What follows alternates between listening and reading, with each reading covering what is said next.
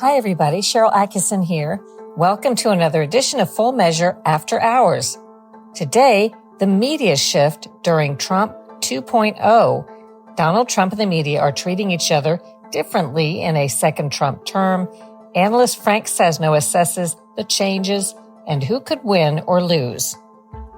Lawsuits threatened, lawsuits filed, big settlements given. Donald Trump's challenges to what he sees as media misreporting and defamation could be changing the news media's practices.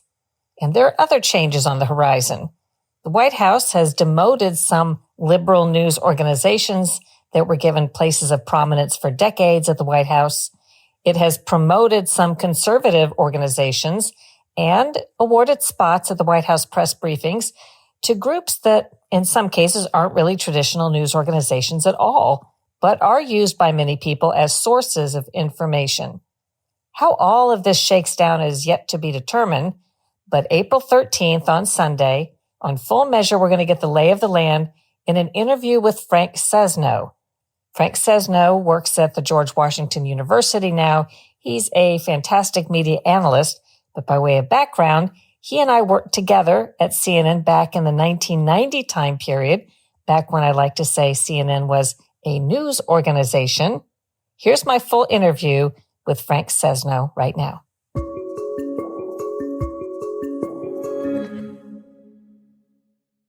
It's pretty early, but overall, how do you think the media is treating Donald Trump in the second term? Well, I think before I answer that question, I think we have to ask, what is the media? Because what I think a lot of people don't understand is media is probably the most plural word in the English language right now. So some media are treating him very well, very favorably. The conservative right-wing media have a seat at the table that they haven't had before. They have access to a president, and they've been supportive all along the way. So they're treating Trump well, and he's treating them well. He's giving them more access. The traditional media, legacy media, are having a much harder time of it because their access has actually been restricted. And covering a president like Trump is very, very challenging if you're coming at it in the traditional way that journalists have covered politicians. I tracked what I called media mistakes his first term in the media in general, and there were so many really bad errors. I've looked around this time, I haven't noticed as many. So it leads me to wonder, is the media overall, are the media treating the president somewhat better or afraid to not treat him as badly as some of them did? It may be both of those things. I think one of the things that's very different in Trump 2.0 from Trump 1.0 in what I'm going to call the legacy media is that the amount of groaning, moaning, eye-rolling, finger-pointing, shock, outrage is way down. This was a clear second choice. The American people came back and voted for Donald Trump, knowing full well what he's all about, what he stood for, his strengths, his weaknesses, his outrages, all of that. The first time it was sort of treated almost like, can you imagine? Look what happened. This is an aberration. I also think that a lot of journalists, traditional journalists, went way over the line in eye rolls and finger pointing and name calling, rather than reporting what was happening, warts and all, which is what journalists are supposed to do. There was this kind of, can you believe this sort of thing? And there was a certain showmanship around it, I think, a lot of times, where people trying to show just how tough they were. The impact, actually, of Trump 2.0 is much, much, much greater, as we see every day, than Trump 1.0. And there are very serious questions to be raised about what he's doing, what it means, how deeply thought through it is, and all of that. Serious questions that should be handled seriously by journalists. So anyway, so I think that in this second Trump administration, some media are more restrained because they've learned that lesson, because there was a message, I think, from the voters themselves that suggested that more attention and respect needs to be paid, even as the tough questions are asked. Most of those in the media probably never envisioned this before too long ago, that Trump would be back for another term. Do you feel like they had an oh moment? I think plenty of people had an oh moment, but I don't know.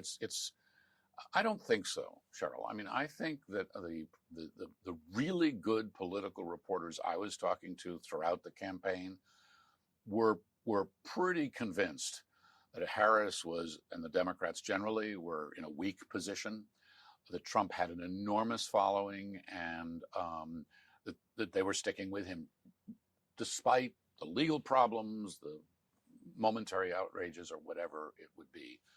So I think that where the surprise has come is just how fast Trump moved once he got to the Oval Office. I don't think his victory, however, was a giant surprise for those who knew and were covering politics closely. As you know, Trump has opened up the White House press process to more and different kinds of media, different kinds of outlets, breaking the traditions like, I believe, used to be the president always, for whatever reason, agreed to call on Associated Press the first time at news conferences and so on. Was it high time that this change be made, do you think, or is it a negative? I think it cuts both ways. I actually think it's high time that a change be made because the media landscape has changed so much. So there are more people who should have access to the White House and the President of the United States.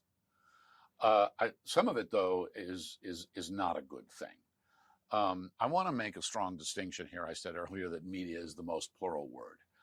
I am now drawing a distinction between media and journalism. Anybody with a camera or a microphone is a member of the media, or a website, or anything else for that matter. But what journalists do is very particular. And what journalists do, or should do, I should say, is hold everyone in power to account, is to update and contextualize their stories, is to be responsible if they get it wrong and acknowledge errors. And these are clear guidelines laid out by the Society of Professional Journalists and echoed in most of the standards and practices or ethics guides that traditional news organizations have. Other media companies don't do that. They're not there to hold somebody to account. They're partisan press, and that's a tradition that goes way back, still very much alive in Europe. It's not necessarily a bad thing, but let's understand the distinction. The tradition of calling on the AP first actually predated that as a distinction, as a tradition of calling on the wire services. Once upon a time, there was a thing called the United Press International. Famous Helen Thomas worked for UPI. When I was an AP reporter at the White House, there was a UPI in the AP. And the tradition then was that one of the wire services asked the first question at a news conference. Of course, at the time, and before that, there were prime time news conferences. So everything's changed. Does it matter who asks the first question? Probably not. Although I would draw the distinction between journalistic organizations, news organizations, and media companies. What I don't think is healthy at the White House is to have adamantly pro-Trumpers or adamantly anti-Trumpers who are opinion media leading the way in places where we need facts and information.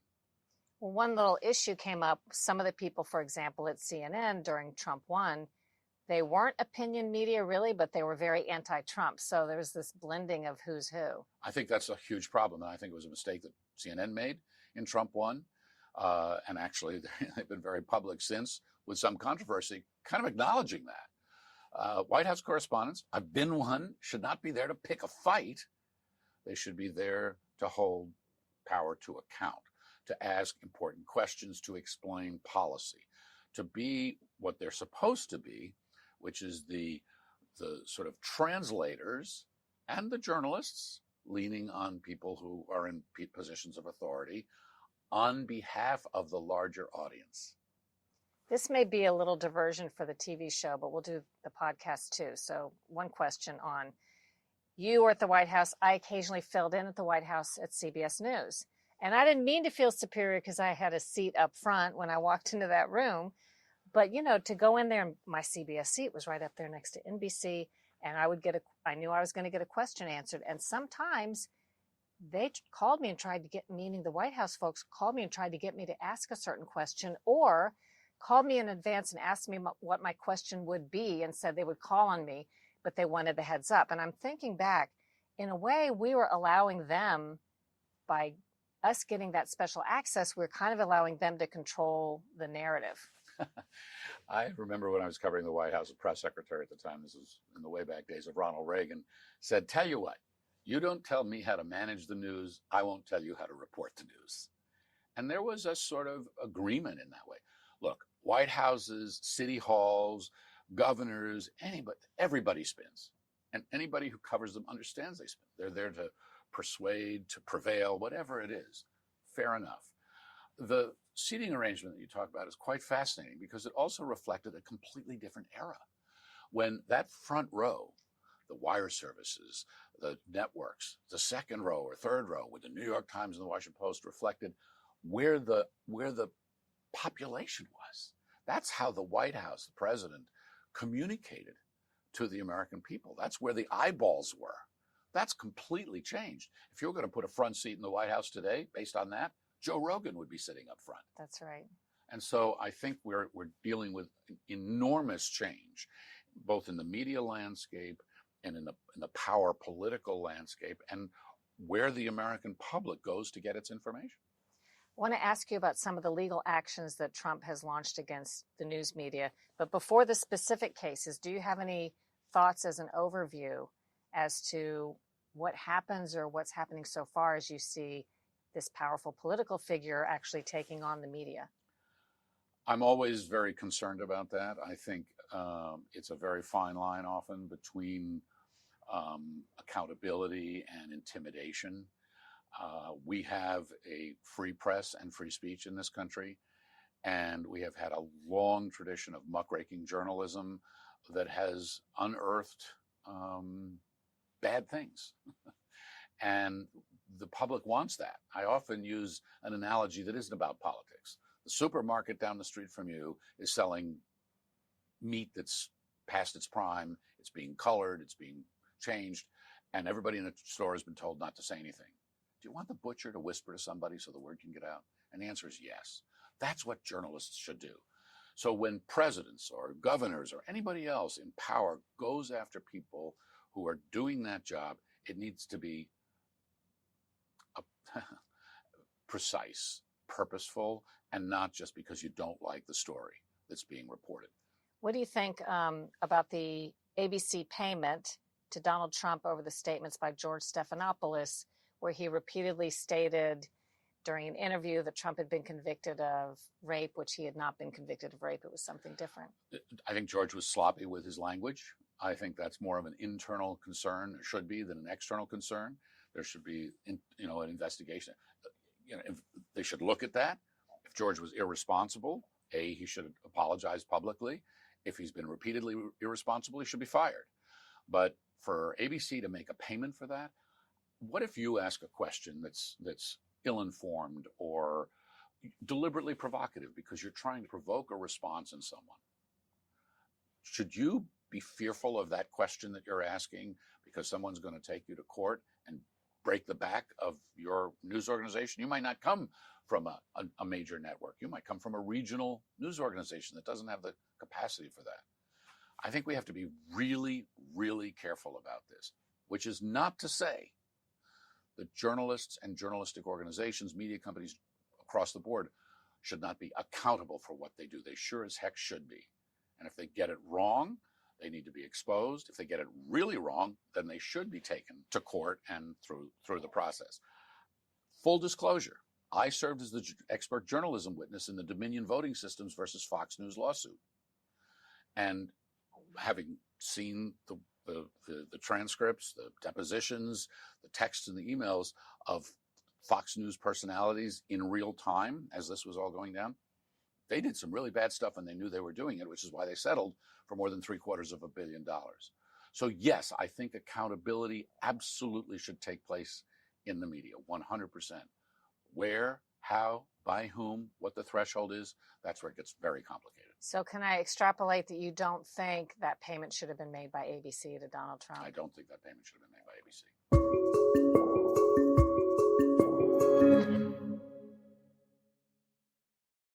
I earned my degree online at Arizona State University. I chose to get my degree at ASU because I knew that I'd get a quality education, they were recognized for excellence, and that I would be prepared for the workforce upon graduating. To be associated with ASU, both as a student and alum, it makes me extremely proud, and having experienced the program, I know now that I'm set up for success. Learn more at asuonline.asu.edu. The trend of Trump and other political figures such as Robert F. Kennedy Jr., I think he's got some legal challenges going, suing the media and getting settlements What do you think overall impact this may have? Whether you like it or not, do you feel as though already the press perhaps is dialing back? Maybe there's something good that comes of it. Maybe in some cases the press went too far, but what are your thoughts? I'm concerned about the chilling effect that it could have, but I think you make an important point, which is if it prompts people in news organizations, but let me put it this way, if it prompts people in news organizations to lose their courage to report stories that need to be reported that might be unpopular, that would be a very bad thing. If it prompts people in news organizations to say, you know what, we need to be really careful. We need to be damn sure that we're right about this. We need to be sure that we know who the sources are, what their agenda is. And by the way, if you've interviewed somebody, I want to see the full transcript. You know, we experienced that at CNN when we went through a very difficult time while I was there and while I was bureau chief.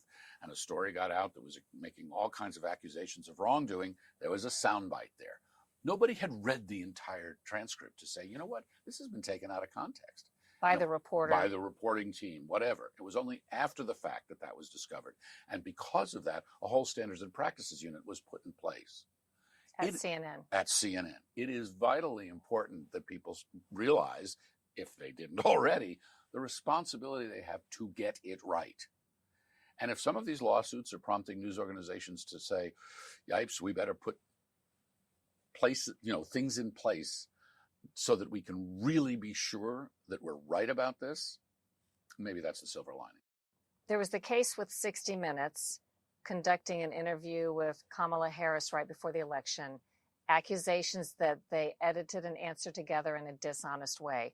There actually are standards at CBS, and I assume everywhere else, for how you're allowed to edit, what you can and cannot do. They claim they took a different part of the same answer, which is allowed under the standards if you don't change the character of the answer. Some say that wasn't true. They didn't release the transcript when asked so that people could look at that. Obviously, that was a big snafu. How do you feel about that case and the possibility that 60 Minutes may end up paying or settling with Donald Trump over that? I feel about that case as I feel about all these other things, that the first obligation that news organizations have is to the truth and to accuracy. And the second obligation they have is to their audience and transparency. How that interview was edited, what the full interview actually sounds like. So when you do an interview with, a presidential candidate or a president, put the whole thing up there and let people judge. We're so far beyond the point where the technology exists now to do that. There's almost no excuse not to do that. It's not like a presidential candidate is off the record. But when you heard CBS didn't want to put out that transcript, it makes me very uncomfortable. Mm-hmm. Why? Put it out. Let people see. And then I'm talking about accountability. News organizations need to be as accountable to their audiences as they hold public officials to their microphones and cameras, period. And then lastly, are there any news events that have happened in the past month and a half since Trump has been president again that you'd like to talk about, or any news coverage you've seen that you think is interesting or remarkable? Oh, that's a good question. There's one thing, we're talking about this administration and its commitment to free speech and a free press. And it argues that it's got a great commitment to free speech and a free press, and it lets everybody in. I'm concerned, however, that free speech and free press comes with a lot of restrictions and far more than are worthy. And it's a page out of Elon Musk's playbook. Elon Musk did away with the press office at Tesla, at Twitter. So if you have a question that needs to be posed, you can't really do that. And that is information by edict across now X. After the terrible plane crash in Washington, D.C., where 67 people lost their lives, plane and helicopter collided here, the NTSB, which was investigating, at one point said, we're not issuing any more press releases and having press. We'll put out information via X. That is a very small sliver of what I think is a very bad and dangerous thing. These are our tax dollars at work. These organizations should be accessible and transparent and take questions. And it's not to say that every question is virtuous and brilliant. They're not. There's some really dumb questions that get asked in those press conferences and places. But the idea of accessibility, accountability, transparency is fundamental to what we are as a society. And I think my appeal to the Trump administration and to the public and to news organizations is to recognize that that kind of dialogue, that kind of questioning, even when it's difficult, even when it's unpleasant, is so core to who we are and to what we expect from one another, that putting that in danger, in peril, is a very dangerous thing and really runs counter to the traditions of our national culture and our history. And a final comment, if people are wondering what you foresee, it's impossible to really say. Things are changing so fast. Yes. 4 or 5 years from now, 10 years from now, what would you think the media landscape would look like? Wow. Did you have a crystal ball here someplace? I just don't think we know. I think it's going to be, there will be more voices, will be, more of a free for all. We in some strange way, we may be going back to the future. When this country was first founded, the newspapers at the time belonged to the partisans, right? And people read what they wanted to read, and there was plenty of good stuff, bad stuff. What we're not going to do is go back to the once upon a time days when a newspaper came to your door at 6:30 in the morning and a white man read the news to you at 6:30 at night across one of 3 networks. Those days are gone.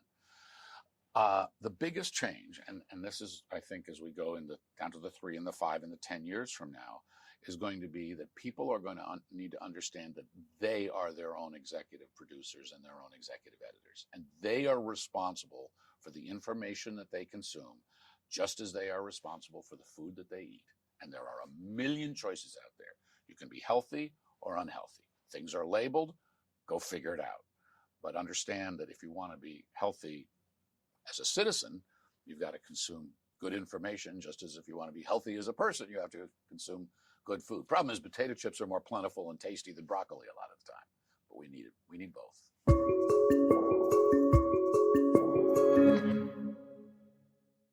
We'll have a lot more on this topic Sunday, April 13th on Full Measure. For how to watch, you can go to SharylAttkisson.com and click the Full Measure tab for a list of stations and times. Or you can always watch online at fullmeasure.news. We feed the program live at about 9:35 a.m. Eastern Time on Sundays at fullmeasure.news, and you can watch replays anytime thereafter. I hope you loved today's podcast, and if you did, I hope you'll share it with your friends, subscribe to it, and leave me a terrific review. Check out my other podcast, the Sharyl Attkisson Podcast. If you haven't already read my national bestseller, Follow the Science, How Big Pharma Misleads, Obscures, and Prevails, it recently got another sales peak and ended up on a bestsellers list again on Amazon, where last time I looked, it was still being sold for half price, and proceeds support independent reporting causes. That's Follow the Science. Do your own research, make up your own mind, think for yourself.